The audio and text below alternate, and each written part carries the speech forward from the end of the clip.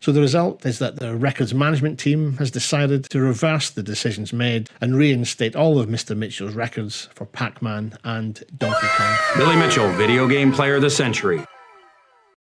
It's going to be a crazy one, y'all. So Billy Mitchell got busted for cheating a while back. You remember years ago, I did some videos on this, and Tipster did, some other people did. It's a pretty accepted thing now that Billy cheated because there's technical information to show it. So in this video, I'm going to show you and tell you how Billy got his records back. All of them, which is scary. Well, if you're going to listen to Guinness, if you're going to respect Guinness, then it's pretty scary. But I'm going to show you every single piece of evidence against Billy. And then I'd love to be able to show you Guinness's evidence myself too here, but they don't have any. They didn't show us anything. And I'm going to show you what's going on in the community. And it's pretty bad because certain people have already gone live. Billy's already recorded this. Guinness has put out the statement before even showing a shred of evidence. So sit back with me and take a look at the case where Billy Mitchell is again the King of Kong. Oh my God, I can't believe I just said it.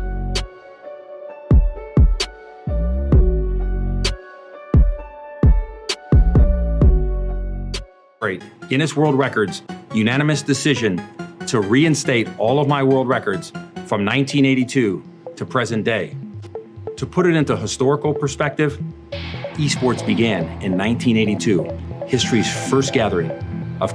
Billy, what does this have to do with what happened? Here is the evidence against Billy Mitchell. If we go down here, the evidence against Billy Mitchell updated to the 2020 edition. The post is an updated version of the previous entry, which you can find if you go to the link, donkeykongforum.com, and then search Billy Mitchell. Back when the recording would have happened, where Billy used MAME in the 2000s, and MAME was pretty primitive, but it's gotten a lot better. So, additionally, regular MAME allows segments of recorded inputs to be replayed in whole, giving the illusion of uninterrupted play, without the need to resort to video editing. And that's true. If you're playing on MAME, you can just press a button and pause your game, and then press a button and keep going, and the recording will not show any difference. Also, if you're playing on MAME, there will be different things like save states and other things you can do, so that if you load your level right when the screen goes black and another one comes in, no one will be able to tell if there's no sound, that is. In addition to the usual cheater motive, the question of who would be verified as the first million-point Donkey Kong, primarily a contest between Mitchell and Steve Wiebe, had yet to be resolved. And lastly, the opportunity was Billy's ability to submit tapes and scores to Twin Galaxy with little scrutiny compared to competitors. If you haven't seen the documentary King of Kong, search it on YouTube and watch it. It's a great video, but it shows that when Steve Wiebe turned in his score,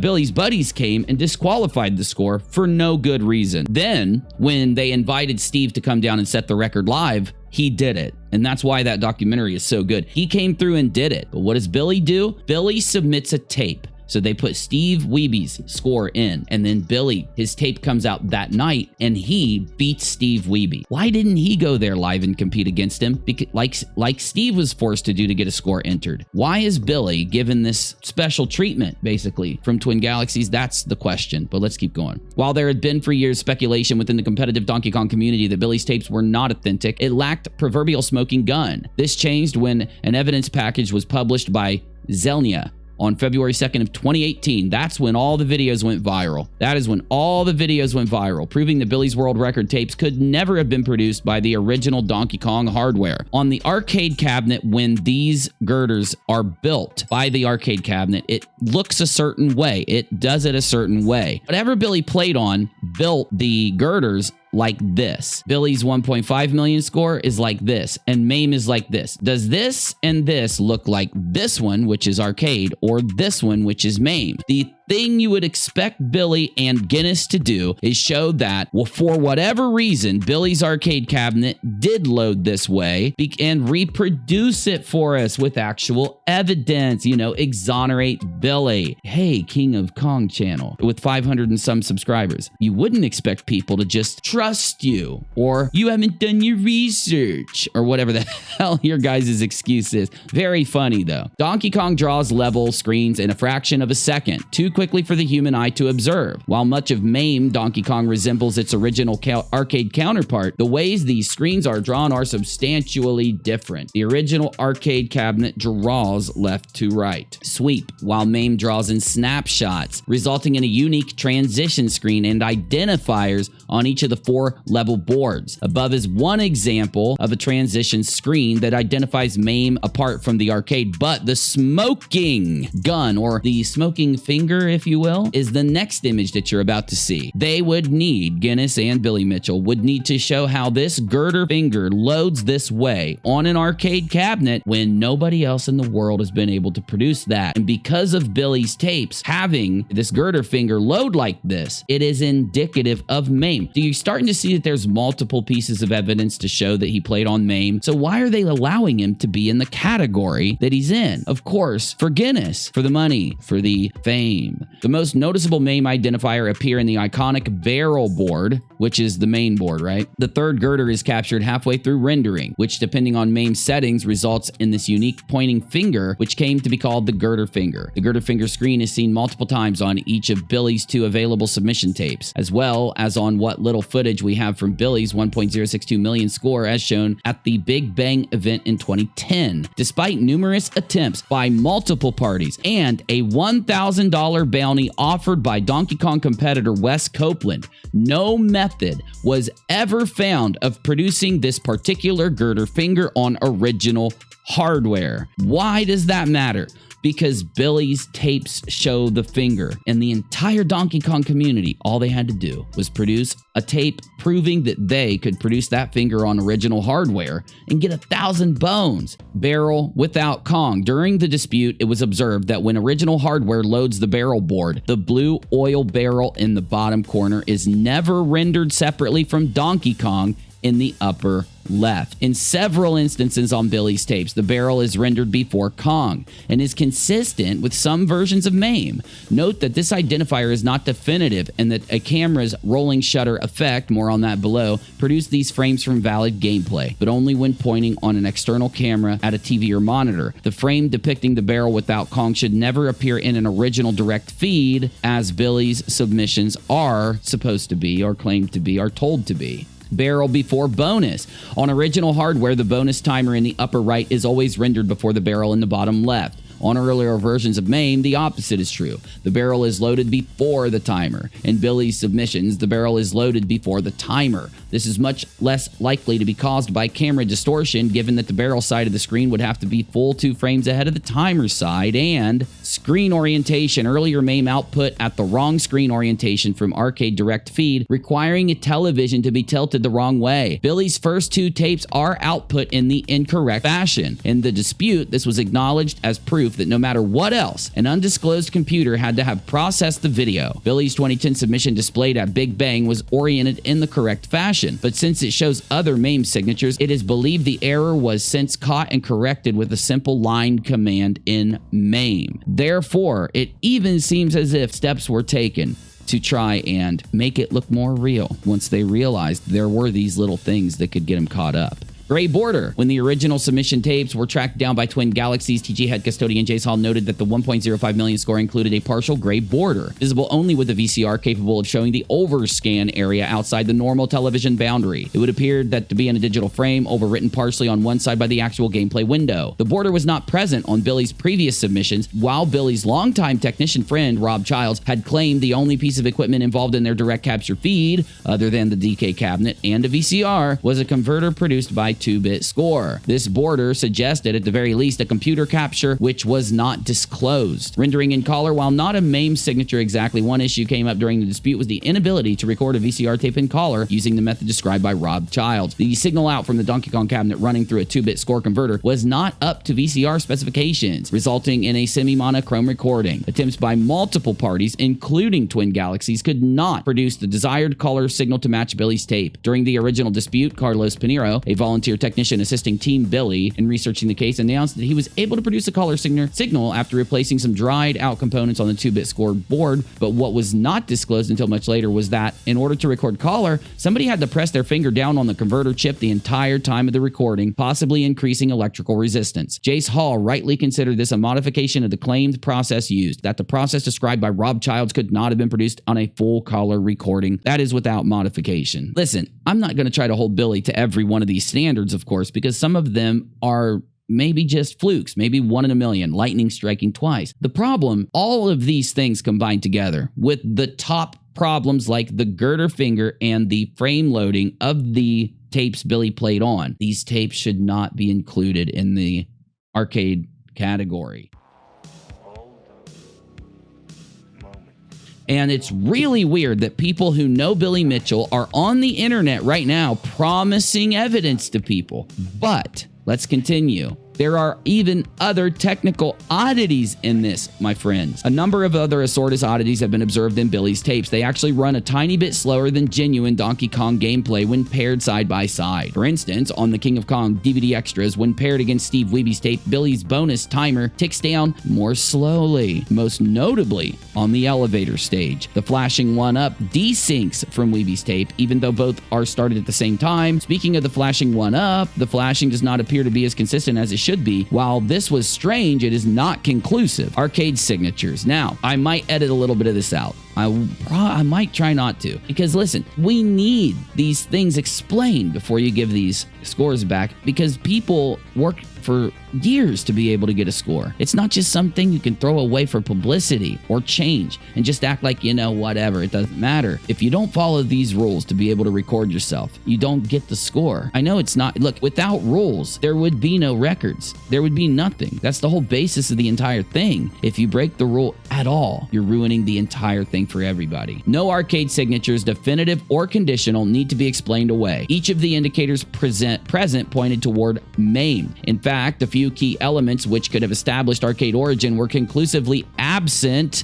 from the provided tapes. I hope you get how massive this is, because in an arcade cabinet, you have to have certain things render a certain way due to the cabinet. And there's so many of them out there. They're all compared to each other and they all do it. With those things being absent, it means emulation was present. So you see some of these examples, right? When the rivet board is completed, the blue girders underneath Kong collapse into a neat pile. On MAME, the stacking is instantaneous. Now, what they're talking about is right here, you got these little levels fall in when you do this stage, and it makes Kong crash down and everything. It renders differently on the arcade cabinet. On MAME, the stacking is instantaneous. However, on the arcade, there is a transition screen where portions of girders are rendered in the form of a crude ramp. See it? See the difference? Okay. Looks like a little crude ramp. This is what it looks like arcade. The arcade signature frame is never observed in Billy's submissions. Now, this is one of the key issues in my opinion. When you submit world records, a lot of times you're going to want to make sure you got multiple recordings, if not one that has sound and video. Because of course, without sound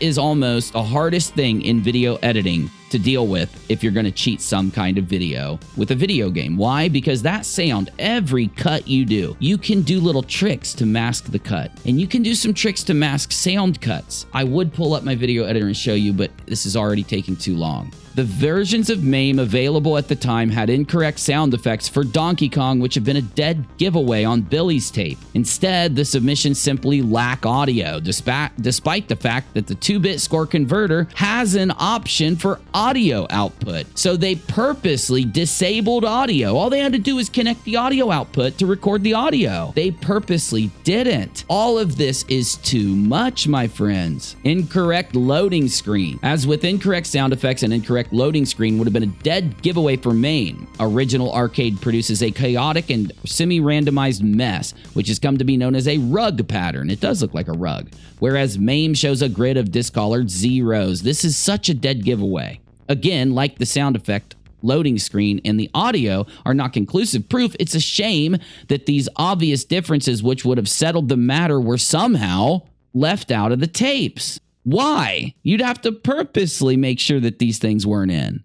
It's a little crazy, right? Team Billy's technician. During the course of the dispute, Billy had a small team of friends and volunteers working to establish the legitimacy of the submission tapes, which he was simultaneously claiming weren't his tapes after all. Among them was Carlos Pinheiro, former GamesWorks technician. Pinheiro believed Billy and sought to produce evidence to exonerate him. However, Pinheiro's work with an actual Donkey Kong cabinet still produced screen transitions consistent with established arcade transitions and not consistent with the transitions seen on Billy's tapes. No way has found to produce MAME transitions using authentic hardware. Thus, Billy's own volunteer technician was forced to conclude that the tapes could not have originated from an authentic Donkey Kong hardware. It is worth noting that a year later, Pinheiro signed a brief statement saying he retracted the conclusion, though he later explained this statement was not presented in good faith. After hours of contention, Carlos signed the statement despite his objections and misgivings. In a misguided attempt to exempt himself from any potential lawsuit and under the belief that the statement would never be made public, Carlos has since clarified that he does in fact stand behind his original conclusion. This actually shows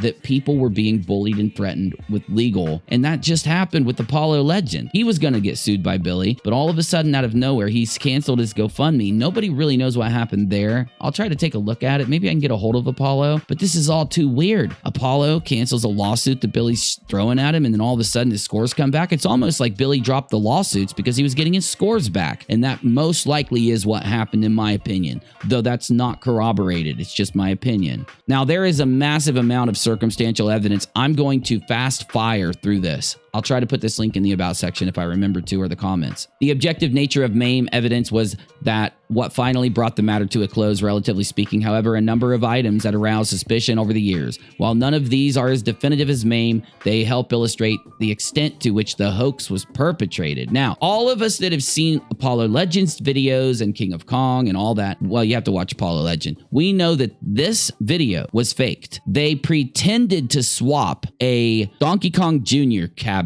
for a Donkey Kong cabinet. Part of the package of public evidence for Billy's 2010 score included a YouTube video allegedly depicting his technician friend Rob Child swapping the circuit boards between games. Yes, Billy is in this, and Billy helped fake this video. Is this conclusive proof? Of course not, my friends. It just is very fishy.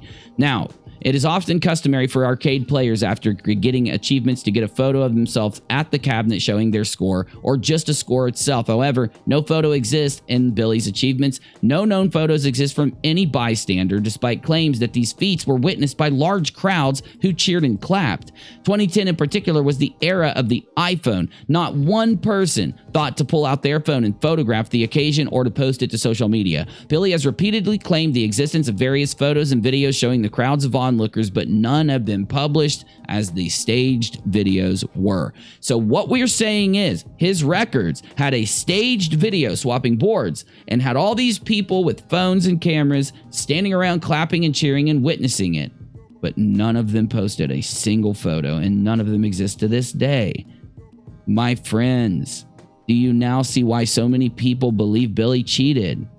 Hear me out, because this is massive. On top of everything that shows that Billy used MAME, there's a reason you would use MAME. It is to maximize the scores that you get on each stage. On MAME, you can press a button in between the transition of the boards. If you get another board and you end up getting a low score, not having a lot of barrels, not having a lot of hammers and little, stomping the little fire guys and jumping up and down to get points, which are all things you do on Donkey Kong that are random. And this is why you've got to play a 3-hour session or however long it takes you to get a world record many times. Billy's tape not only is all these other pieces of evidence showing that he used MAME, but then this is true too. In addition to excessive luck, one might ask how the same person that was trailing at a lack of live competition to produce world records allegedly at the drop of a hat, a careful analysis of Billy's $1.05 million score game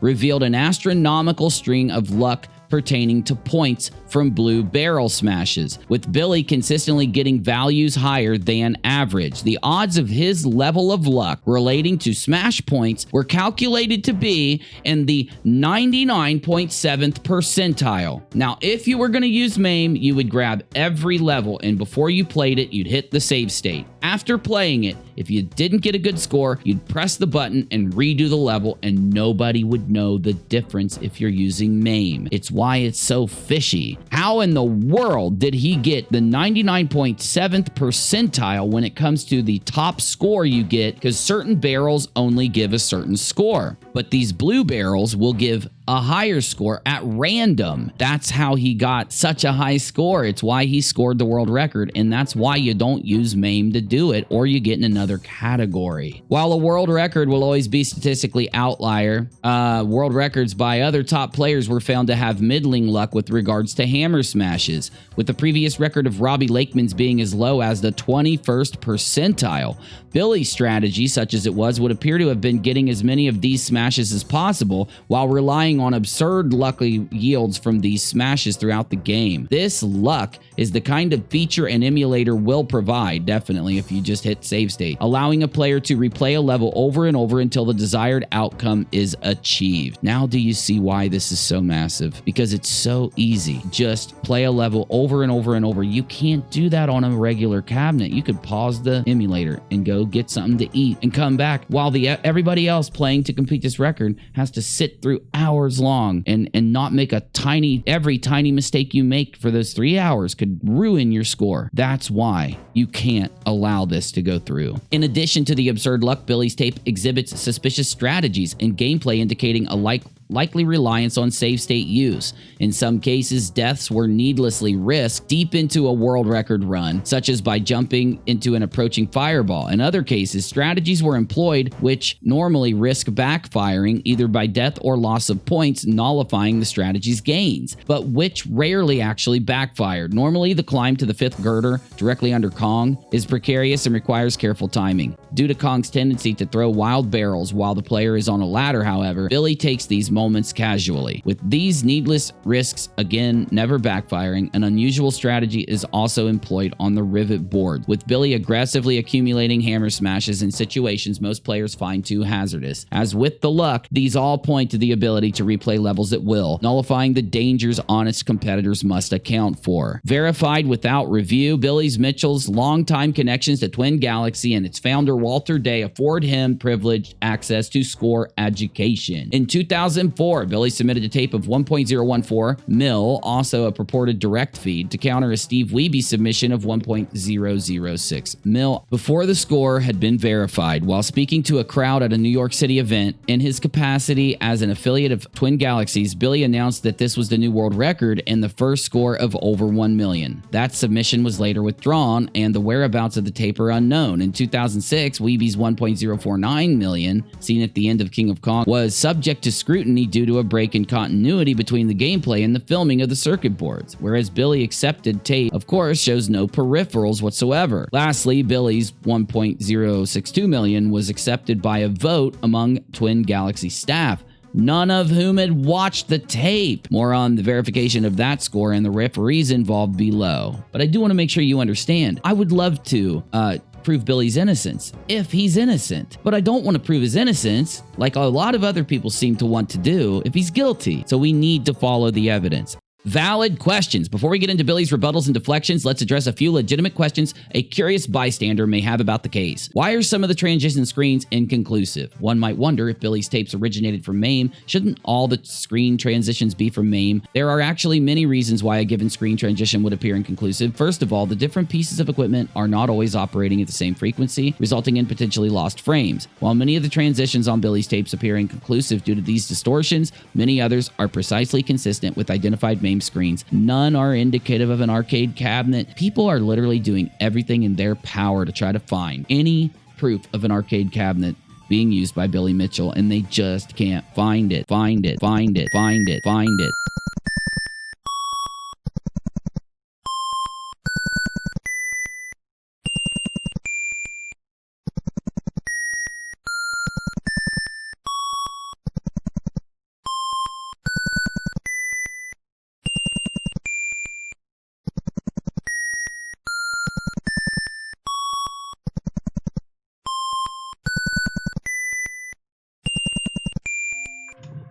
So I've gone to show you the amount of evidence against Billy Mitchell not using original hardware in order to capture his scores and having all this fishy stuff happen. And like I just put up, you would think that his friends or his defenders would be going there and trying to debunk each point. And it would be easy if he did play on original hardware. They know it's not easy. And I believe that's why we aren't seeing any of them try to rebut this. Empire Arcadia right here. He is a friend of Billy Mitchell. He's gotten into arguments with Tipster before, and I don't know if they're in good terms now or not. And Smash JT was in the live chat and other people. It's kind of strange right now. Look, listen to what he says here. And then I want to show you something that I found. The video of 3 p.m. will be on our channel. Oh, okay.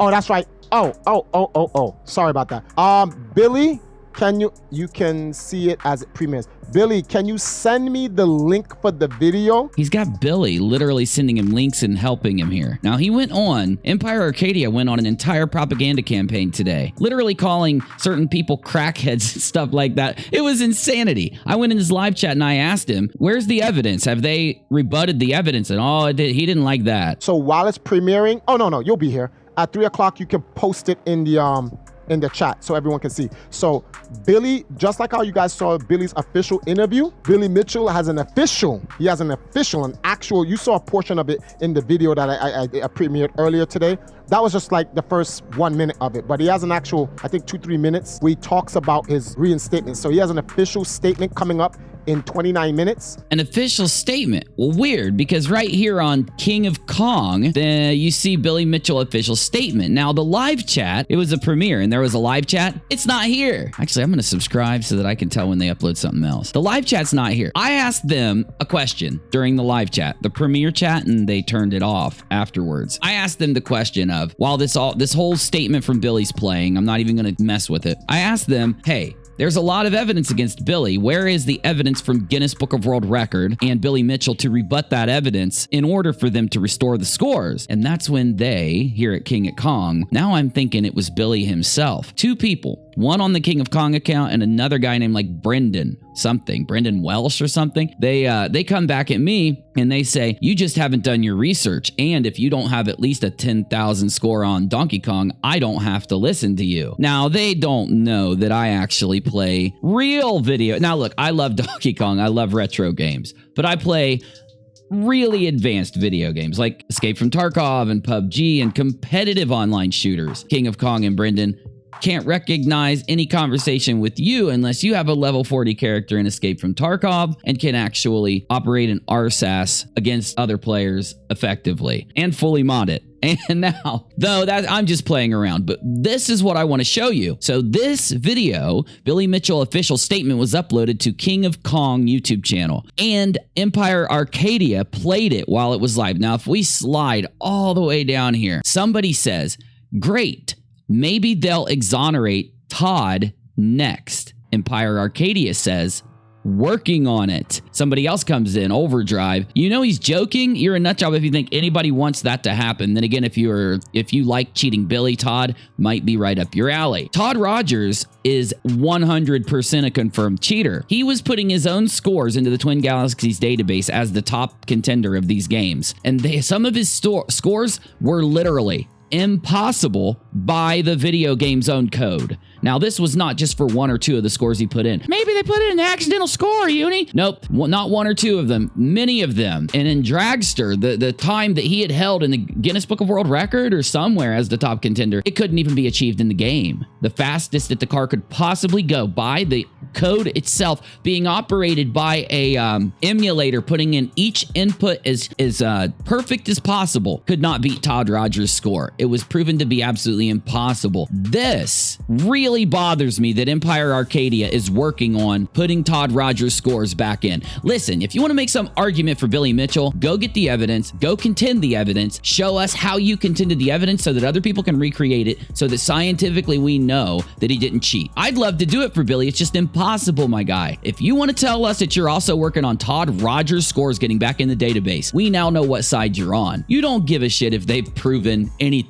Doesn't matter if evidence is there or not. And most likely. Why does somebody do this? Why would somebody want to taint the entire database of world records like this if they're not either being paid or if they're not getting a benefit out of it? This is scary, and this is why you shouldn't get duped in this story. You need to follow the evidence. We need to have more people that are saying we want to see Guinness and Billy's actual evidence to rebut the scorer, to rebut the fact that he cheated, not just to get up there and say it. Because I'm going to tell you right now, Guinness, this is 100% bullshit if you didn't rebut that evidence. And if you leave these scores in there and this actually sticks, your entire record keeping can be shown to be intimidated and bullied with false lawsuits and probably paid off to get, in my opinion, paid off to get records put in. And it devalues every single record in the book. Every single record in that book is devalued if this sticks without evidence to back it up, okay? Funniest thing happened. King of Kong here, YouTube channel, told me that I hadn't seen the evidence. So I didn't know what I was talking about because I hadn't done my research. So I politely told them, hey, if that's true, don't troll me. I never claimed to do any research here. I was asking you for the evidence and you link me to it. And that's when King of Kong came back very politely and said, we'll put out a video soon. I don't believe you. You should put that evidence out now. It should be a top priority. Because I'm going to tell you this, I'm not going to believe you until it's put out, and I will make content and I will expose what you guys are doing. Because if you guys are putting Billy's scores in without evidence to rebut the fact that he's a cheater, what's been proven by now, then you guys, the behavior you've done here with Empire Arcadia, this recorded behavior going around saying these things, trying to get Todd Rogers' scores reinstated, you're literally lying and propagating out to the audience to try to get support for Billy. And the only way to combat that is with good old-fashioned criticism. Please like, subscribe, and share. Thank you for watching. I sincerely mean it. UNIRock out.